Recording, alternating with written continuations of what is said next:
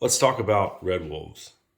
Um, Historically, the species was extirpated pretty much from the lower 48.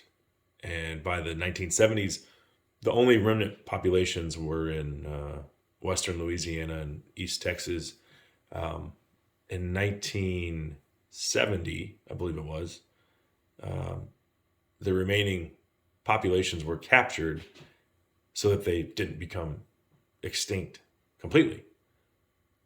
Now, fast forward to 1987, U.S. Fish and Wildlife Service decides to reintroduce red wolves into a couple of wildlife refuges in northeastern Carolina. That's 1987. The population never really took off. Um, it peaked in 2012. They say there was 130 red wolves in North Carolina in 2012. The problem is they never stopped introducing more wolves, meaning they were supplementing the population almost every year with more wolves, releasing more wolves into the wild. And so that just goes to show you that the viability of this reintroduction, it was a fail, epic fail. Unlike the gray wolves, they never really got a foothold. I think a lot of that has to do with the fact that they will interbreed with coyotes, and U.S. Fish and Wildlife Service actually was sterilizing coyotes. Think about the tax dollars being invested into this project. Sterilizing coyotes so that they don't interbreed with red wolves. Well, let me be very clear. I am not against red wolves. I'm not against gray wolves, as long as they're managed appropriately, meaning just like any other species. You don't get a pass just because you're a predator.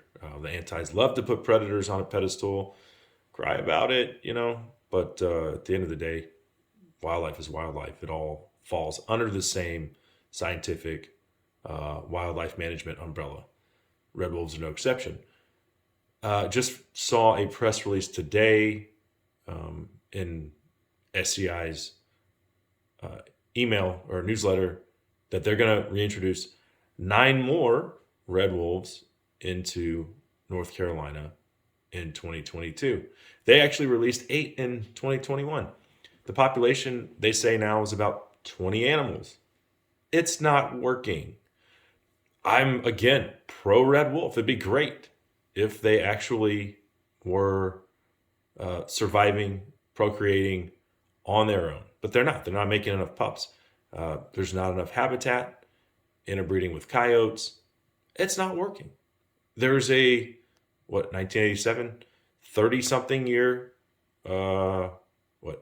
history almost of, yeah, this being a colossal failure. So why are we still throwing more resources at it? I hate to call a spade, but hey, the red wolf's not viable in North Carolina. It just isn't.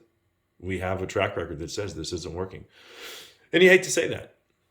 Because again, it'd be cool if they could have a sustainable population, right? We'd love to see that. But I guess my message would be, why don't we spend that money on something else? Because if you're having to just keep supplementing a suffering population every year, you're just going around in a circle. That's it. So anyway, my thoughts on Red Wolf, I would say reintroduction, but it's continued reintroduction almost annually. It's not working. And that sucks, but that's reality. And that's the world that I live in.